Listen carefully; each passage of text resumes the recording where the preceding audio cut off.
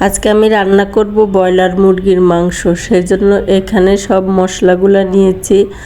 আর এখানে আছে হলুদের গুঁড়া, মরিচের গুঁড়া আর ধনিয়ার গুঁড়া।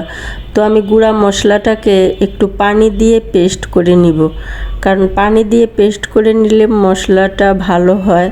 তো সেজন্য আমি 3টি উপকরণই একসাথে পেস্ট করে নিচ্ছি। এখন আমি কড়াইয়ের মধ্যে তেল দিয়ে দিব। তেলটা গরম হলে ওই তেলের মধ্যে পেঁয়াজ কুচিটা দিয়ে দিব।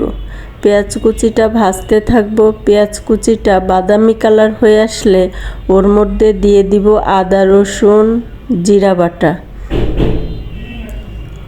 দিয়ে এটাকে ভালোভাবে আবার কষিয়ে নিব। কষানো প্রায় হয়ে আসছে, একটুখানি কষিয়ে ওর মধ্যে দিয়ে দিব সেই পেস্ট করা মশলাটা দিয়ে একটু কষিয়ে নিব। তারপরে দিয়ে দিব তেজপাতা, গরম মশলা, দারচিনি, এলাচ, এগুলা দিয়ে আমি ভালো করে এটাকে আবারও একটু কষিয়ে নিব।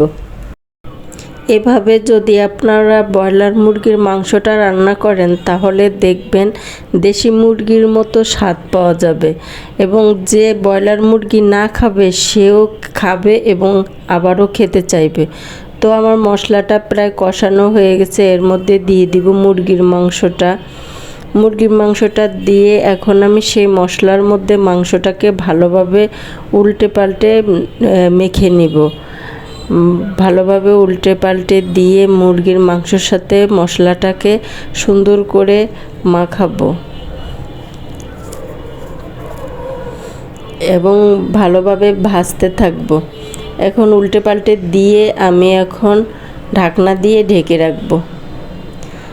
এখন ঢাকনা উঠিয়ে দেখেন কি সুন্দর প্রায় অনেকটা ভাজা ভাজা হয়ে আসছে। এখন আমি এটাকে আবারও উল্টে পাল্টে নেড়ে চেড়ে ভাজতে থাকবো। মশলার মধ্যে মুরগির মাংসটাকে ভালোভাবে সুন্দরভাবে কষাতে হবে। ব্রয়লার মুরগির মাংসটাকে ভালোভাবে কষালে মাংসটাও একটু শক্ত শক্ত ভাজা ভাজা হবে, আবার এটার ভিতরে মাংসর ভিতরে মশলাটাও ঢুকবে। তো দেখেন আমার কি সুন্দর মাংসটা প্রায় ভাজা ভাজা হয়ে গেছে, কষানোটা কি সুন্দর হয়েছে। তো এভাবে আপনারা সুন্দর করে মাংসটাকে কষিয়ে নেবেন। এভাবে কষানোর পরে আমি সেই বাটিটা করে একটু পানি, মশলার পানিটা দিয়ে দিলাম। বাটিটা ধুয়ে শুধু শুধু নষ্ট করার কি দরকার আছে, একটু মশলা লেগেছিল, সেই বাটিটা ধুয়ে আমি এখানে দিয়ে এখন দেখেন আমার মাংসটা যখন আমি নামাবো এরকম থাকবে, সেই জন্য আমি আর একটু পানি দিয়ে দিলাম। আপনাদের যেমন খেতে ভালো লাগে ঠিক তেমন করে পানি দিবেন। অনেকের আছে অল্প একটু মাখা মাখা করে খেতে ভালো লাগে। আর আমার ঘরে একটা মশলা করা ছিল, আমি মশলা করে রেখেছি, সেই মশলাটা আমি এই যে মাংসের মধ্যে দিয়ে দিলাম। এখন আমি এটাকে ঢাকনা দিয়ে ঢেকে আমার যতটুকুন দরকার অতটুকুন ঝোল রেখে মাখা মাখা রেখে আমি নামিয়ে নিব। আপনারা মাখা মাখা ঝোল রেখে নামিয়ে নিতে পারেন, বা আমি যেভাবে নামিয়েছি সেভাবেও নিতে পারেন।